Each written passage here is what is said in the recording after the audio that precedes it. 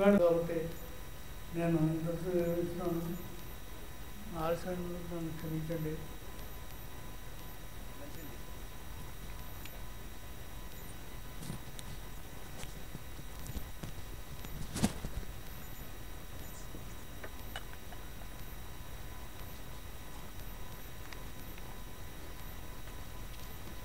శ్రీ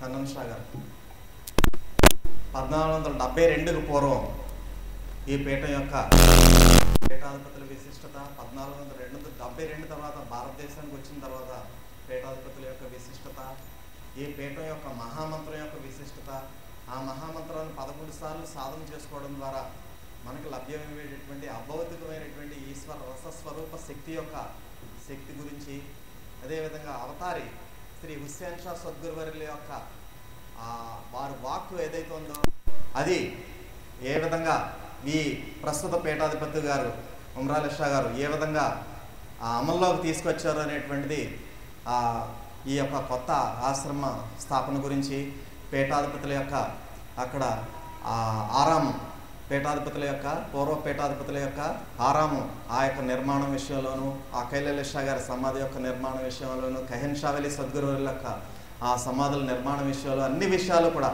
అదే పీఠాధిపతులతో ఉండే అనుభవాలు అన్నిటినీ కూడా చాలా కూలంకషంగా మనకి వివరించారు. ఇంకా వారికి టైం ఇస్తే ఎన్ని గంటలైనా సరే మాట్లాడగలరు. కానీ మరి మహాసభలకి ఎంతోమందికి మన పీఠంతో అనుబంధం ఉండేటువంటి సద్గురువర్యులకి సేవ చేసుకుంటున్నటువంటి ఎంతోమంది ఇంకా ఈ యొక్క పీఠం సభ్యులకి అవకాశం కల్పించాలి. కాబట్టి పూర్తి సమయం వారికి ఇవ్వలేకపోయినందుకు సభాముఖంగా వారిని మరొకసారి క్షమించమని చెప్పి చక్కటి విషయాలు తెలియజేసినటువంటి కన్నన్ షా గారికి హృదయపూర్వక కృతజ్ఞతలు తెలియజేస్తున్నామండి.